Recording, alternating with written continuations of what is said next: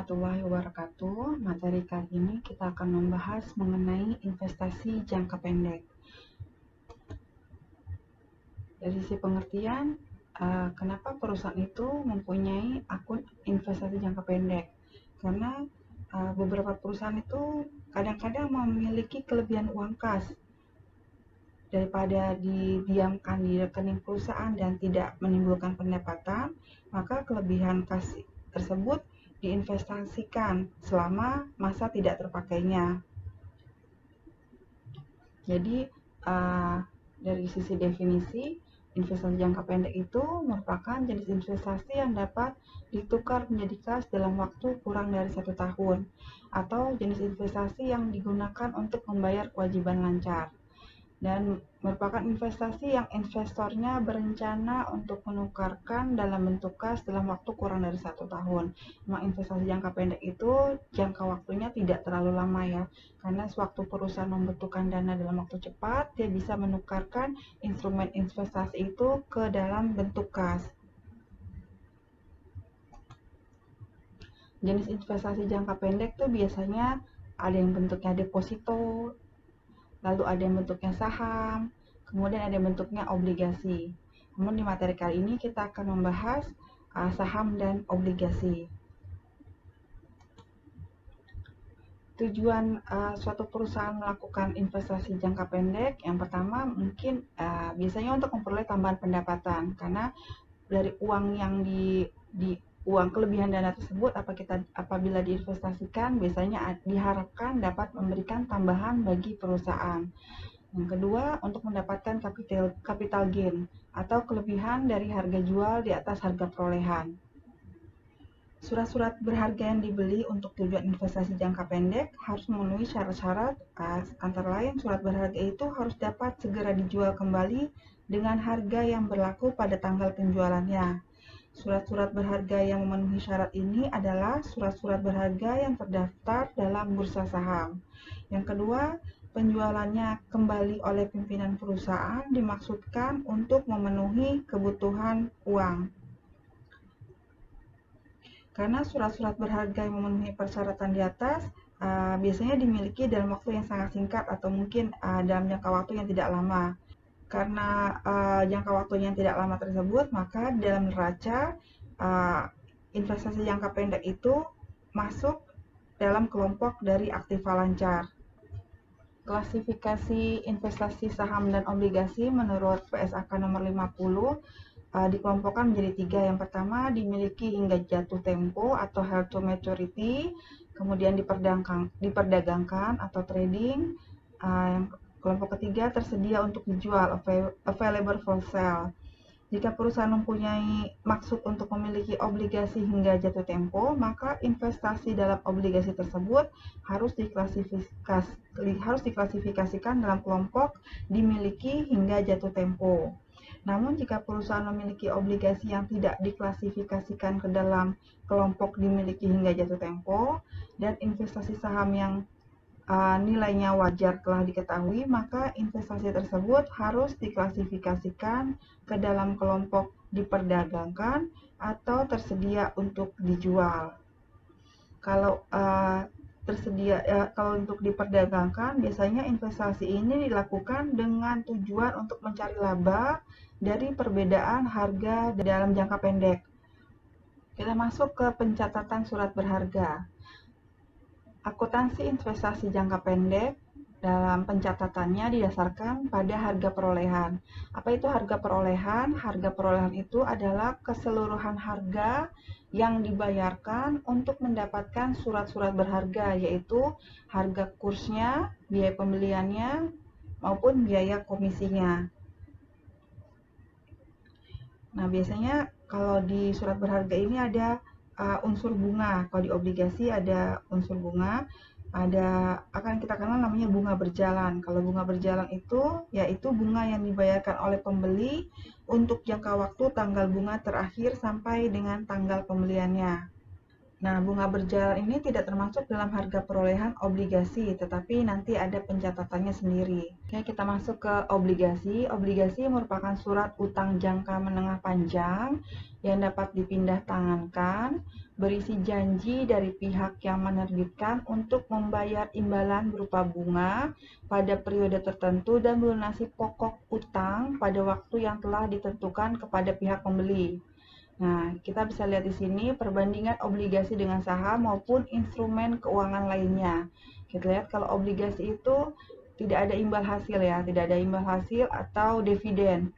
Kalau saham dia ada dividennya. Kalau obligasi adanya bunga ya, ada bunga.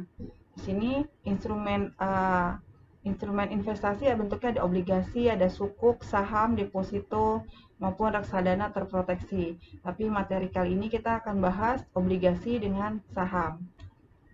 Kita lihat contoh ilustrasinya.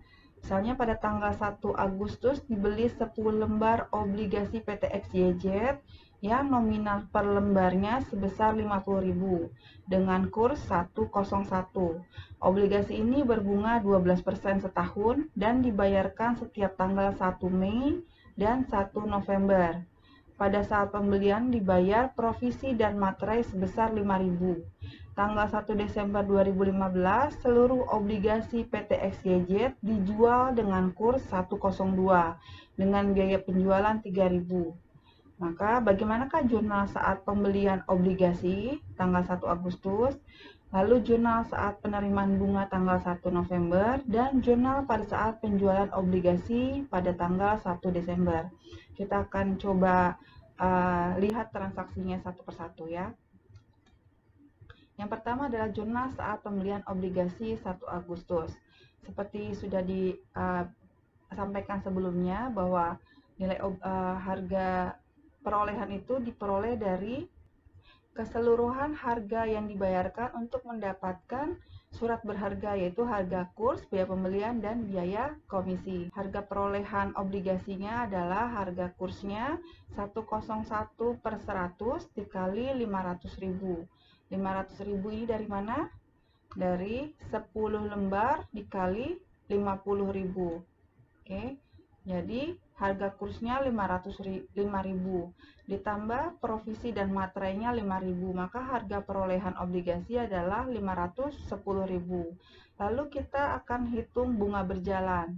Yang pertama tanggal bunga terakhir adalah tanggal 1 Mei karena pembayaran bunganya 2 kali dalam 1 tahun, yaitu pada tanggal 1 Mei dan 1 November.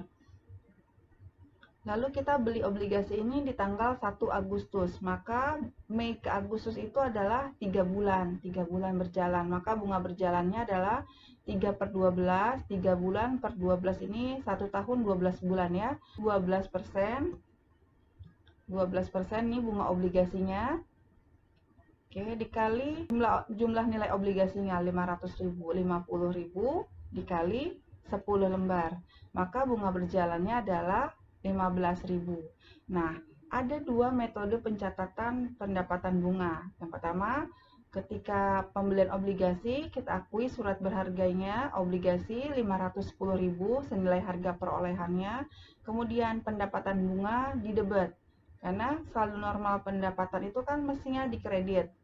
Tapi ini kita taruh di debat, pendapatan bunga. Ini bunganya belum kita, bunga yang kita bayarkan ke pihak yang menjual obligasi 15.000. Kreditnya adalah kas atau banknya 525.000. Metode kedua, kita akui bunga berjalannya sebagai piutang. Jadi di debetnya surat berharga obligasi 510.000, piutang pendapatan bunganya 15.000, kas atau banknya 525.000. Nah, pencatatan pembayaran bunga berjalan ini bisa diakui sebagai pendapatan bunga atau sebagai piutang pendapatan bunga. Nah, pemilihan salah satu rekening piutang atau pendapatan tersebut berakibat pada pencatatan bunga yang diterima pertama kali. Nanti efeknya ketika pertama kali kita dapat bunga, nanti kelihatan perbedaan jurnalnya. Oke, berarti ini jurnal saat pembelian obligasi. Kemudian jurnal saat penerimaan bunga di 1 November. Ya, perhitungan periode bunganya adalah 1 Mei hingga 1 November. Karena bunga dibayarkan tanggal 1 Mei dan 1 November, 6 bulan ya. Jadi 6/12 dikali 12% dikali 500.000. Ini nilai obligasinya. Jadi bunganya adalah 30.000. Jika awal sebelumnya kita catat menggunakan pendapatan bunga, maka ketika penerimaan bunga, kasnya adalah 30.000, pendapatan bunganya 30.000.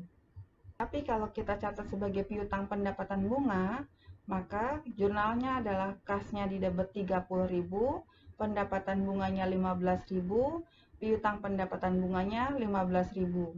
Dua metode ini menghasilkan saldo buku besar pendapatan bunga yang sama. Jadi buku besar pendapatan bunganya nominalnya tetap 15.000.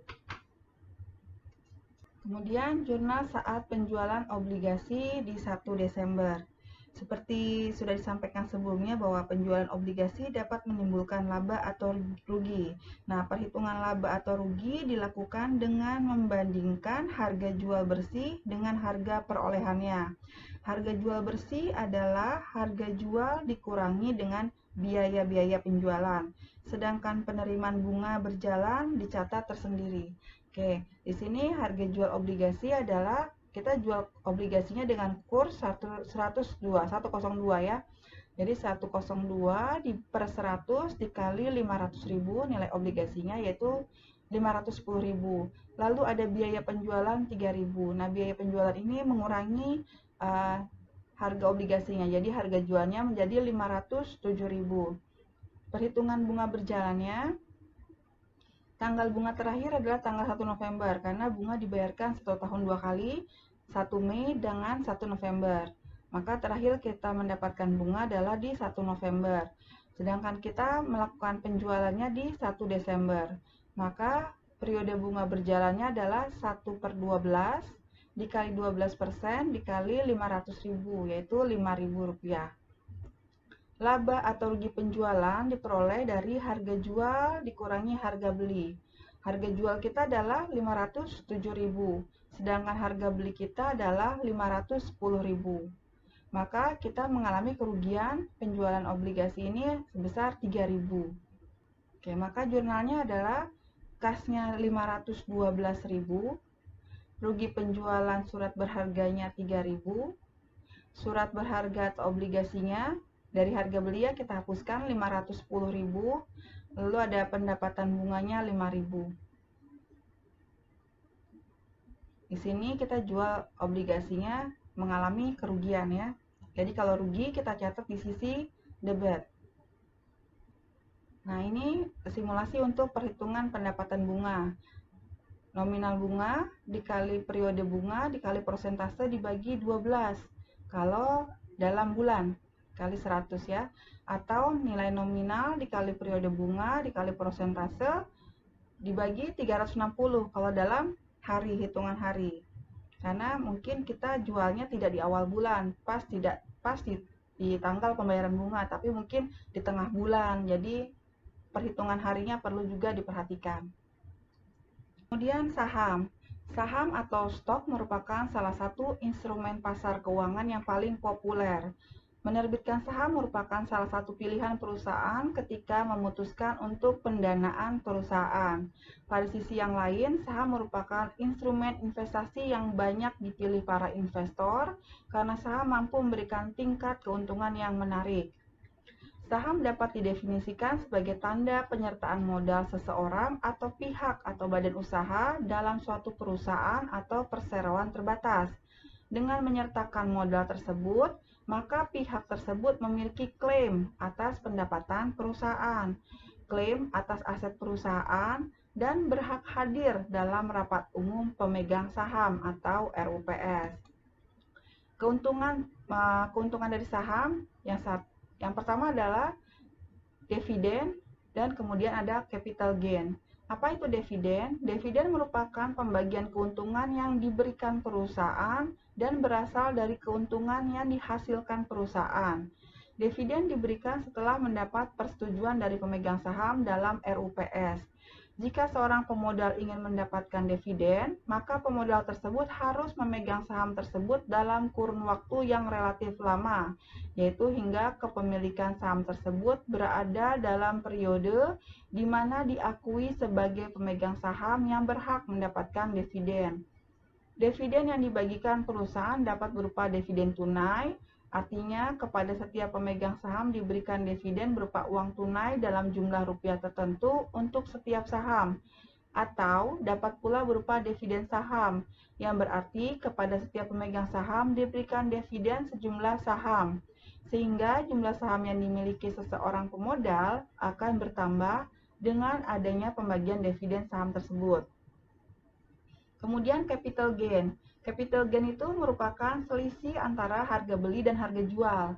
Capital gain terbentuk dengan adanya aktivitas perdagangan saham di pasar sekunder.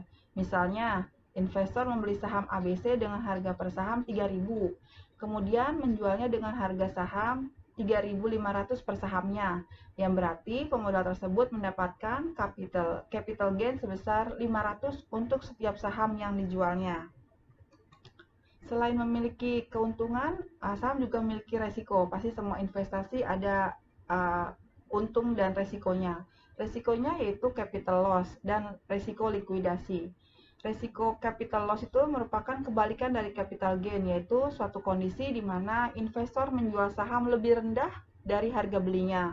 Misalnya saham PT XYZ yang dibeli dengan harga 2.000 per saham, kemudian harga saham tersebut terus mengalami penurunan hingga mencapai 1.400 per saham. Karena takut harga saham tersebut akan semakin turun, maka investor menjualnya pada 1.400, sehingga mengalami kerugian sebesar 600 per sahamnya.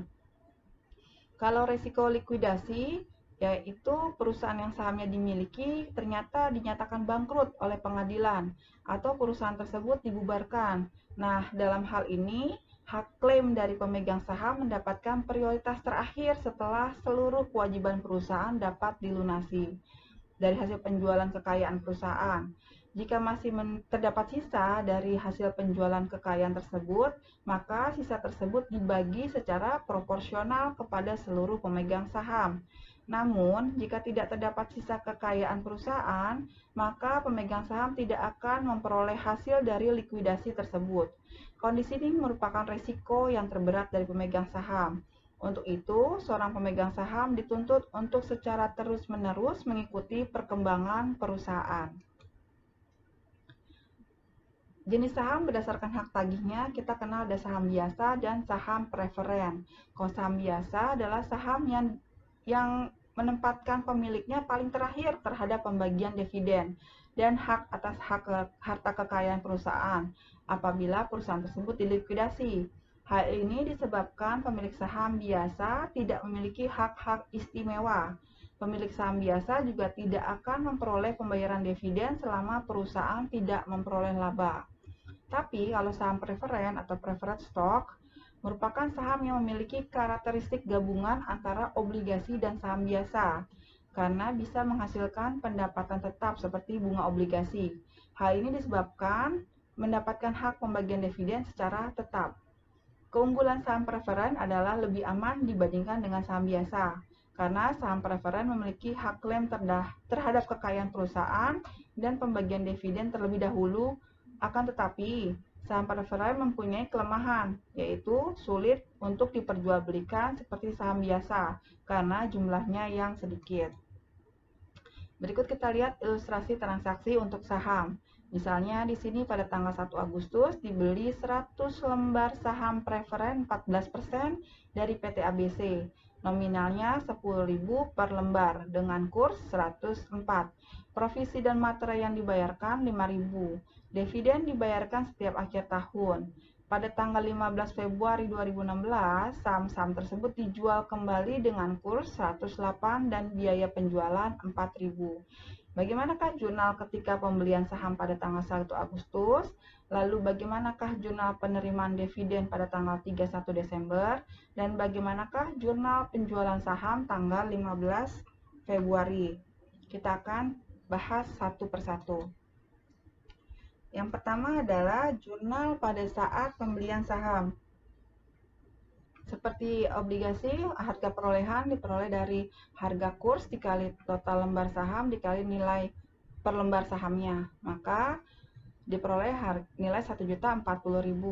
Ditambah biaya-biaya provisi dan materainya 5.000. Jadi harga perolehannya 1.045.000.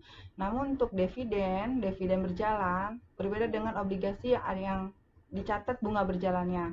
Kalau dividen saham preferen itu sudah pasti jumlahnya, biasanya tidak ada perhitungan dividen berjalan pada saat pembelian atau penjualan, maka kita tidak menghitung adanya dividen berjalan. Berarti kita jurnal, di sini surat berharga saham preferen harus ditulis ya, karena kita belinya saham preferen, maka kita akan catat sebagai saham preference. 1.045.000, kreditnya adalah kas 1.045.000. Kemudian jurnal penerimaan dividen. Pada tanggal 31 Desember, dividen yang diterima adalah 14% dikali 1 juta, yaitu 140.000. Jurnalnya kas di debit, kreditnya adalah pendapatan dividen 140.000. Lalu jurnal penjualan saham. Untuk jurnal penjualan saham, seperti halnya obligasi, laba rugi penjualan saham dihitung dengan membandingkan harga jual dengan harga perolehannya. Maka jurnal yang dibuat untuk mencatat penjualan pada tanggal 15 Februari adalah kasnya di debit, surat berharganya saham preferennya di kredit. Kalau ada laba, kita catat laba penjualan, surat berharganya di kredit. Perhitungannya adalah harga jualnya, kurs jualnya 108 per 100 dikali 1 juta, 1.080.000, biaya penjualannya 4.000, maka harga jualnya adalah 1.076.000.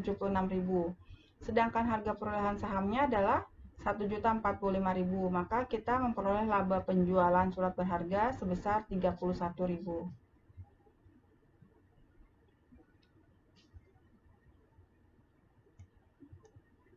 Oke, demikian penjelasan untuk transaksi obligasi dan saham. Nah, kadang-kadang investasi di surat berharga itu dilakukan beberapa kali ya.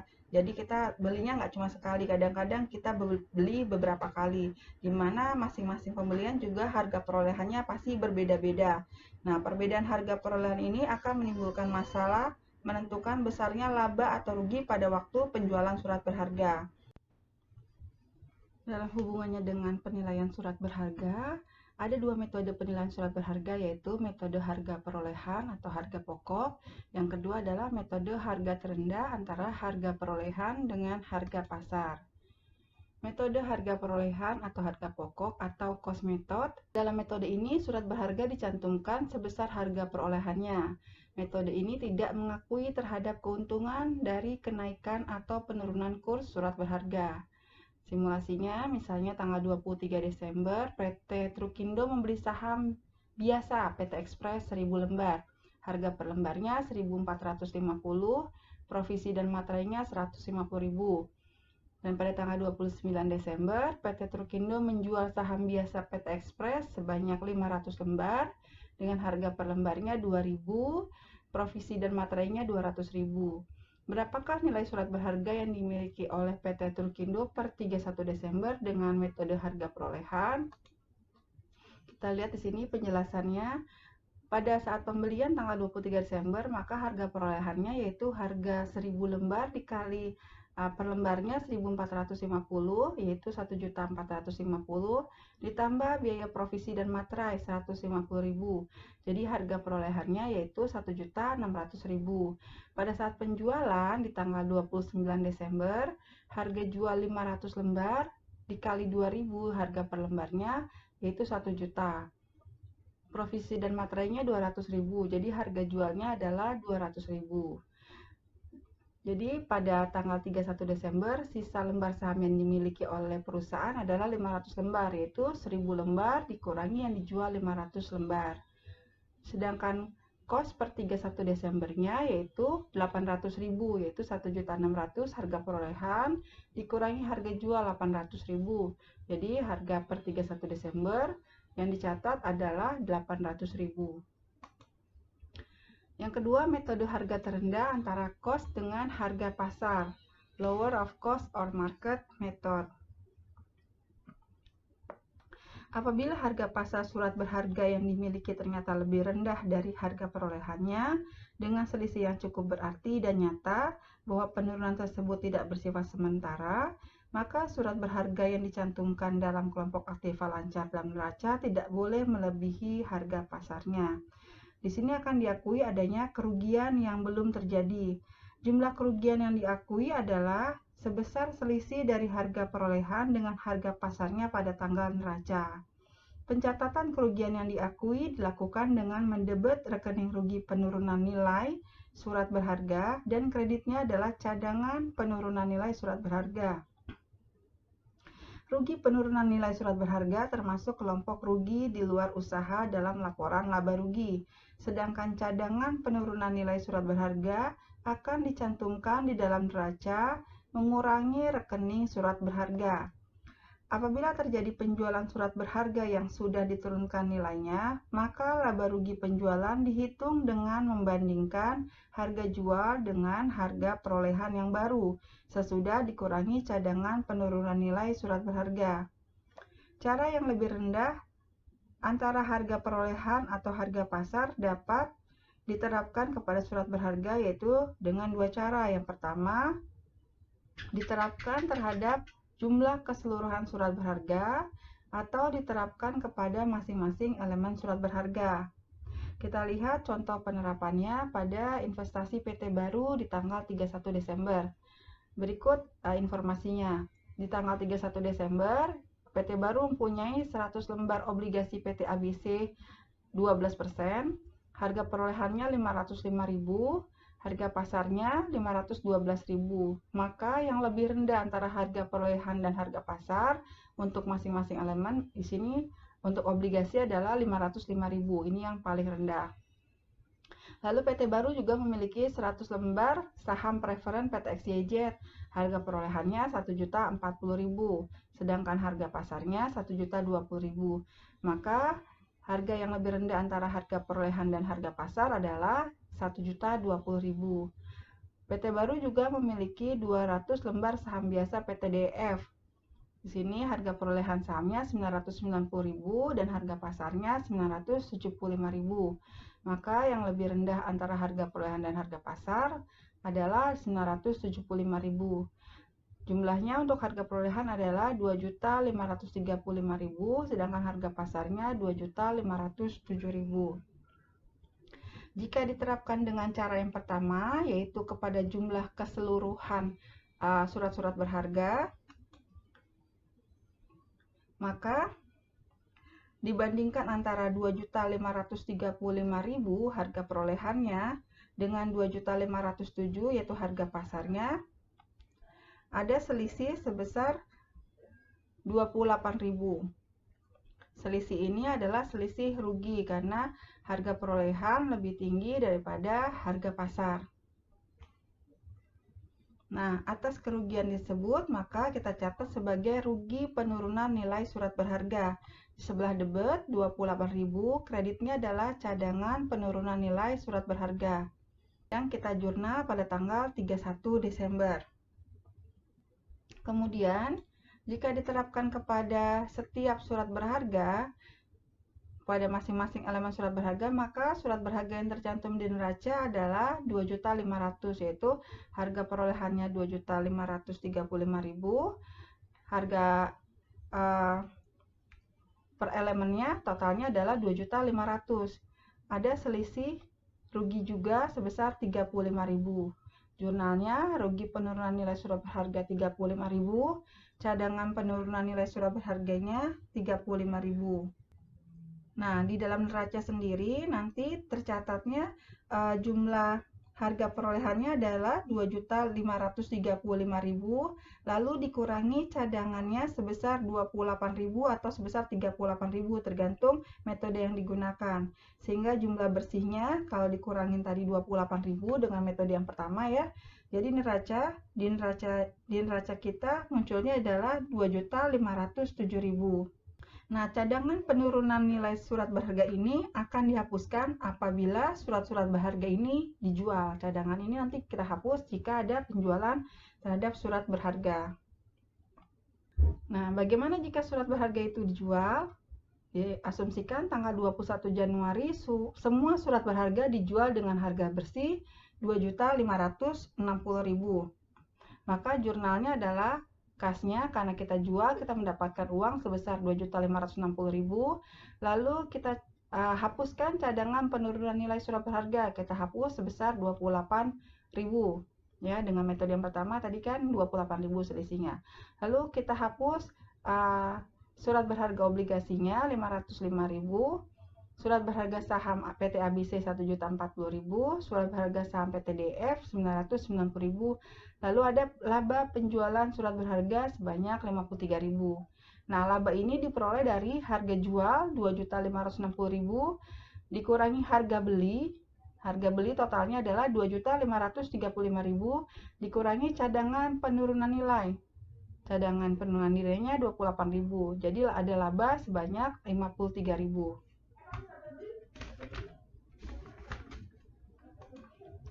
Lalu bagaimana jika surat berharga tidak dijual sekaligus? Jika surat berharga tidak dijual sekaligus, maka setiap terjadi penjualan surat berharga tidak dilakukan penyesuaian pada rekening cadangan penurunan nilai.